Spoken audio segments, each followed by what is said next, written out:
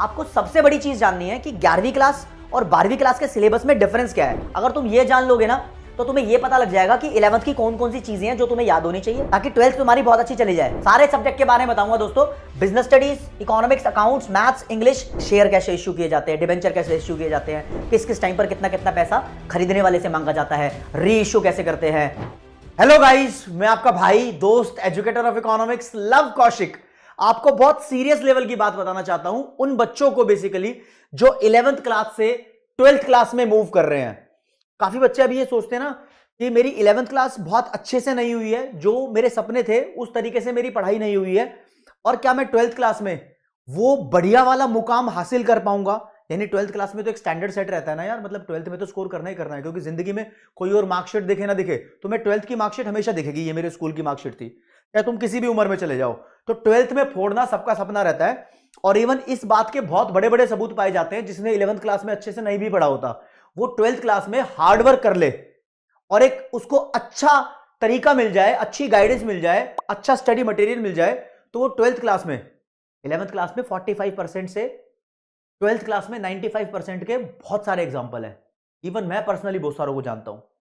हमारे पीडब्ल्यू में 12th class का रिजल्ट सेलिब्रेट किया जाता है, बच्चे बताते भी हैं कि हाँ 11th क्लास में इस वजह से, इन कारणों की वजह से स्कोर नहीं हो पाया, लेकिन 12th में स्कोर अच्छा हो गया। उसके रीजंस भी होते हैं, लेकिन इन सब चीजों के लिए आपको सबसे बड़ी चीज जाननी है कि 11वीं क्लास और 12वीं क्लास के सिलेबस में डिफरेंस क्या है। अगर तुम ये जान लोगे ना तो तुम्हें यह पता लग जाएगा कि 11th की कौन कौन सी चीजें हैं जो तुम्हें याद होनी चाहिए ताकि 12th तुम्हारी बहुत अच्छी चली जाए। बस यही है। सारे सब्जेक्ट के बारे में बताऊंगा दोस्तों, business studies, economics, accounts, maths, English, ये भी डिस्कस कर लूंगा। अभी नंबर 1 पे आते हैं बिजनेस स्टडीज। 11वीं क्लास की जो आपने बिजनेस स्टडीज पढ़ी है ना, इसके अंदर आपने बेसिकली बिजनेस के बारे में पढ़ा है। बिजनेस का नेचर कैसा होता है, कितनी टाइप ऑफ ऑर्गेनाइजेशन हो सकती है बिजनेस में रिस्पॉन्सिबिलिटीज क्या क्या होती है, होलसेल ट्रेड क्या होता है, एक्सपोर्ट इंपोर्ट का प्रोसेस पढ़ लिया, कोई कंपनी इस्टेब्लिश कैसे होती है, बेसिकली ये चीज पढ़ चुके हो। इसका कोई काम नहीं है 12th क्लास। 12th क्लास के अंदर जो तुम बिजनेस पढ़ोगे वो थोड़ा डिफरेंट है। यहां पर आपको जेन्युइनली मैनेजमेंट पढ़नी है। एक कंपनी को या एक कोई दूसरे टाइप की, चाहे कोई भी ऑर्गेनाइजेशन हो, चाहे वो पेट्रोल पंप हो, हॉस्पिटल हो, उसको मैनेज कैसे करना है। उस मैनेजमेंट के अलग अलग तरीके के काम होते हैं। इसमें फाइनेंस का काम भी आता है, प्रोडक्शन का भी होता है, मार्केटिंग का भी होता है, ह्यूमन रिसोर्स का भी होता है, और बहुत सारी एक्टिविटीज होती है। तो यहां पर आप कंपनी की प्लानिंग कैसे होती है, ऑर्गेनाइजिंग कैसे होती है, स्टाफिंग कैसे होती है, डायरेक्टिंग कैसे होती है, गलतियों को कंट्रोल और ठीक कैसे किया जाता है, फिर मार्केटिंग कैसे करनी है, कंज्यूमर के बारे में भी पढ़ोगे, अलग से चैप्टर बना हुआ है। शेयर मार्केट का चैप्टर भी आपको दिखाई देगा, financial market.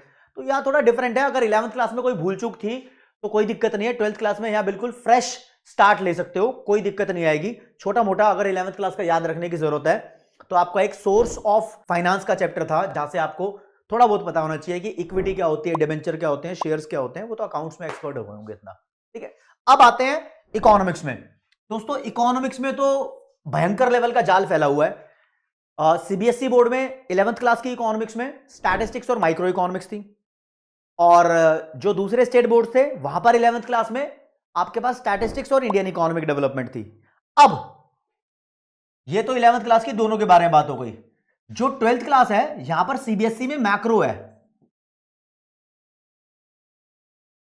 Plus Indian economic development है, लेकिन जो दूसरे स्टेट बोर्ड है उनके पास मैक्रो है प्लस माइक्रो है। तो 11th क्लास में जो भी था तुम्हारे पास, पहली बात तो स्टैटिस्टिक्स से 12th क्लास में तुम्हारे पास कोई भी कॉम्बिनेशन हो उसका दूर दूर तक कोई लेना देना नहीं है, कुछ भी लेना देना नहीं है, मतलब बहुत खास बात मिल गई, ठीक है ना। और माइक्रो और मैक्रो जो स्टेट बोर्ड वाले पढ़ेंगे उनके लिए बिल्कुल फ्रेश स्टार्ट है, 11वीं की इकोनॉमिक्स से कोई लेन देन ही नहीं है। लेकिन जो सीबीएसई बोर्ड वाले बच्चे हैं वो सोच रहे हो कि मैक्रो का यार कुछ ना कुछ लेन देन तो माइक्रो से होगा, टिंडा लेन देन नहीं है, या अलग ही अप्रोच होगी। बस पढ़ाने वाला आपका इंस्ट्रक्टर इस बात को समझे कि कोई लेन देन नहीं है, और ये बिल्कुल ही फ्रेश है। तो 11th क्लास में कोई भी गलती हो गई हो, यहां सारी माफी है, 12th क्लास में गलती नहीं होनी चाहिए। आ जाओ जी अकाउंटेंसी पे। यहां सबसे बड़ी गेम चेंज होती है। 11th क्लास की अकाउंटेंसी पूरी पूरी आपको लगता है कि 12th क्लास से रिलेटेड है तो बहुत हद तक आप ठीक हो यार। अगर तुम्हारी जर्नल एंट्री में वीकनेस है ना तो उसको अभी पूरा कर लो,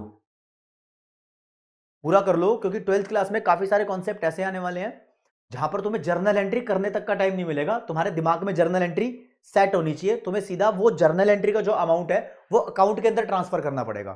फॉर एग्जाम्पल, आपको 12th क्लास की अकाउंटेंसी के अंदर जो पढ़ना है, आप पढ़ोगे पार्टनरशिप फर्म्स के बारे में, कैसे फर्म में प्रॉफिट शेयर होता है, कैसे फर्म बनाई जाती है, कैसे डिसॉल्व भी की जाती है, रिटायरमेंट होने पर किस किस के हिस्से में कितना कितना पैसा आता है। तो बहुत सारे केसेस है पार्टनरशिप में। फिर आप बड़ी कंपनी के बारे में पढ़ोगे, शेयर कैसे इश्यू किए जाते हैं, डिबेंचर कैसे इश्यू किए जाते हैं, किस किस टाइम पर कितना कितना पैसा खरीदने वाले से मांगा जाता है, री इश्यू कैसे करते हैं, किसी का पैसा कब जाते कैसे है, उसको फॉरफिट बोलते हैं, ठीक है, ये सब कैसे होता है। और फिर आप दूसरे फाइनेंशियल स्टेटमेंट्स पढ़ोगे जिसमें बहुत सारी रेशियोज हैं, 11th क्लास से कोई ताल्लुक नहीं है, ठीक है, थोड़ी बहुत बिजनेस स्टडीज की नॉलेज होती है, लेकिन आप वो वहीं पर अकाउंटेंसी के टीचर आपको सिखा देंगे। और फिर कैश फ्लो और बहुत सारे फाइनेंस के स्टेटमेंट्स हैं, वो बहुत यूनिक चीज हो जाएगी और अलग ही चीज सीखने को मिलेगी। तो नो वरीज एट ऑल, यहां पर 11th क्लास में आपको जर्नल एंट्री पता होनी चाहिए, अकाउंट्स के बेसिक्स पता होने चाहिए। अगर आप सोच रहे हो सर यार इसके लिए तो बहुत बड़ी गलती हो गई, 11th क्लास में अकाउंटेंसी की जर्नल एंट्री तो कमजोर है, 12th क्लास में तो कुछ नहीं कर पाऊंगा, जो अपना कौटिल्य बैच है ना, उसके अंदर ब्रिज कोर्स प्रोवाइड किया जा रहा है। तो 11th क्लास के जो भी चीजें आपको ब्रिज करनी है, मतलब 11th क्लास की जो जो चीजें तुम्हें ध्यान रहनी चाहिए, वो ब्रिज कोर्स के अंदर आपको बताई गई है, फ्री ऑफ कॉस्ट है वो, उसके अंदर कौटिल्य बैच के अंदर आप उसको जाकर देख सकते हो। तो आपका ये सेट हो जाएगा, जहां 12th क्लास मेरी बढ़िया से स्टार्ट हो जाएगी। अब बंदा बोलेगा मैथ्स, जिसके पास मैथ्स है वो बोलेगा सर 11th की मेरी वीक थी, 12th में क्या करूं? भाई मैथ्स और मैथ्स भी हो सकती है, अप्लाइड मैथ्स भी हो सकती है। मैथ्स के टॉपिक्स का लेना देना हो या ना हो, एक थॉट प्रोसेस का लेना देना जरूर होता है। फॉर एग्जांपल 11th क्लास में भी प्रोबेबिलिटी है, 12th क्लास में भी प्रोबेबिलिटी है।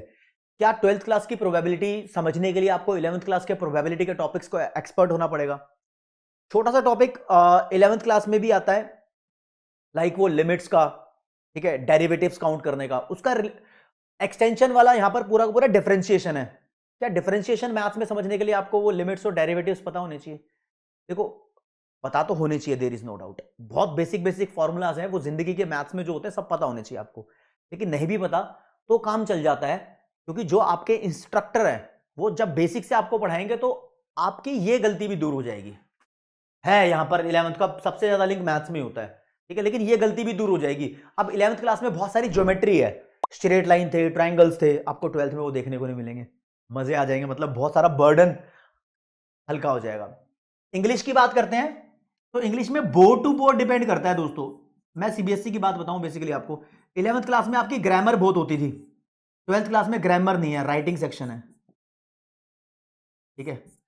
अब बुक्स तो ऑब्वियसली 11th की और बुक्स और 12th के बुक्स का कोई लेन देन नहीं होता, वो बुक होती है, बिल्कुल लेन देन नहीं होता। बाकी जिनके पास दूसरी इंग्लिश होती है,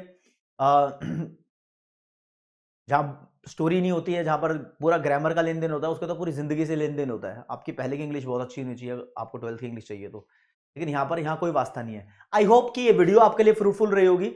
अगर आप चाहते हो कि अपने किसी दोस्त का भला करना, तो उसको ये इन्फॉर्मेशन आप बता सकते हो कि भैया 11th में ऐसा था, 12th में ऐसा है, तो घबरा मत, तो अच्छा कर लेगा, और कर लोगे लिटरली। मेरी तरफ से all the best for the 12th class. और हम कर रहे हैं कौटिल्य बैच स्टार्ट 8 अप्रैल से। जय हिंद, जय भारत, नमस्कार, धन्यवाद।